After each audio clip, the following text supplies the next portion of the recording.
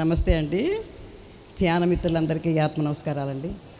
నేనని కాదండి, అందరు జూమ్లో అందరూ కూడా చక్కగా అసలు ఈ ధ్యానంలోకి వచ్చిన తర్వాత అండి ఇదొక అద్భుతం అండి. ఏంటంటే ఇదొక మరో జన్మ అన్నట్టుగా ఫీల్ అవుతున్నా నేను. అంతకుముందు ఏంటంటే ఒక కుడితిలో పడ్డ ఎలుకలాగా కొట్టుకోవటమే. ఆ బాధ్యతల్లో పడి ఎవరన్నా ఏదన్నా అన్నారంటే ఆ మాట వాళ్ళు ఒక్కసారంటే అదే 10 సార్లు తలుసుకొని బాధపడటం. ఆ బాధలో ఇంకా ఒంట్లో ఉన్న ఏ రుగ్మతలన్నీ మనం తెచ్చుకోవటమే. ఈ ధ్యానంలోకి వచ్చిన తర్వాత అద్భుతమైన శక్తి అంతా మన చేతుల్లోనే ఉంది, మనలోనే ఉంది అని తెలుసుకోగలిగానండి నేను.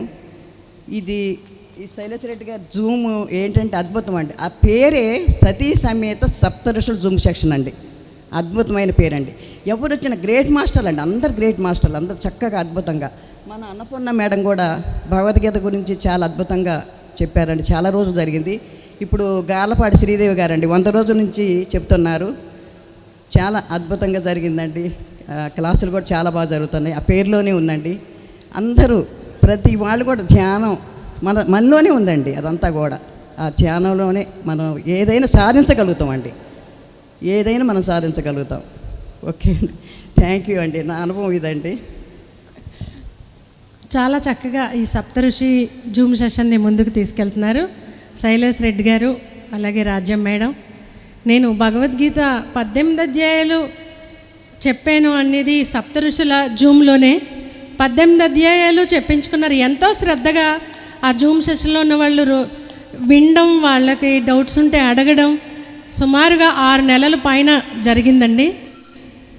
చాలా అద్భుతంగా ఈ సతీ సమేత సప్తఋషి జూమ్ సెషన్ని నడిపిస్తున్న శైలేష్ సార్కి మనం హృదయపూర్వకంగా ధన్యవాదాలు తెలియజేసుకుందాం.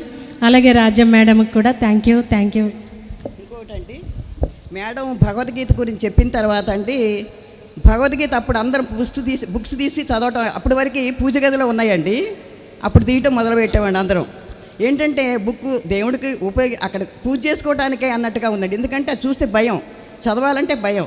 అమ్మో ఇది చదవలేము అనే దేవుడి గదిలో గదిలో పెట్టాం.